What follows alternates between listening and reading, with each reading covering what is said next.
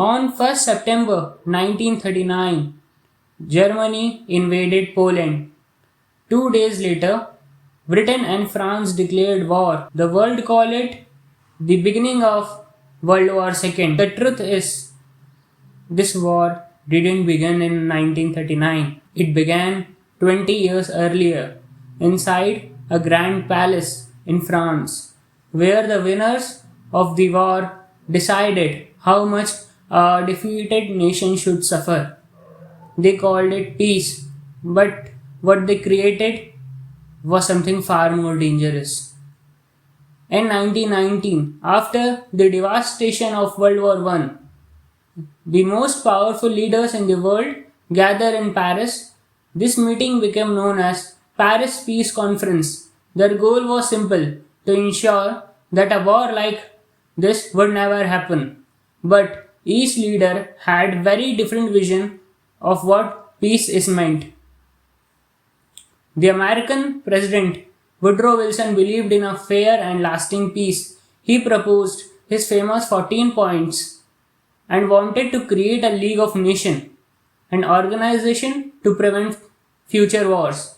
Most importantly, he did not want to blame Germany completely. But the France saw things very differently. Prime Minister Georges Clemenceau had one goal: make Germany so weak that it could never threaten France again. He demanded punishment, loss of land, destruction of German army, massive financial reparation. Then there was a Britain.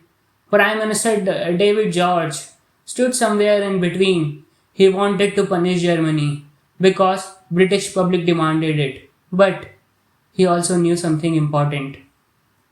If Germany became too weak, it would destroy trade and stability in Europe. On 28 June 1919, in famous Hall of Mirrors at Versailles, the final decision was made. The Treaty of Versailles was signed, and for Germany, it was nothing short of humiliation. Germany was forced to accept full responsibility for the war. It lost valuable territory, including Alsace and Lorraine, to France. Its army was reduced drastically, and it was ordered to pay massive reparation. This is not a negotiation.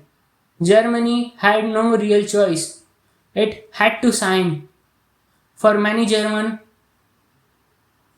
this treaty was not peace. It was a punishment. The empire that had once been powerful collapsed. The economy began to suffer. Pride turned into humiliation, and hope slowly turned into anger. This anger didn't disappear, it grew quietly over next 2 decades. And in growing anger, new voices began to rise. Voices that promised revenge, voices that promised power, voices that promised to undo Versailles. The Treaty of Versailles was meant to end a war. Instead, it created a condition for another. Because sometimes peace built on punishment does not bring stability, it only delays the next conflict.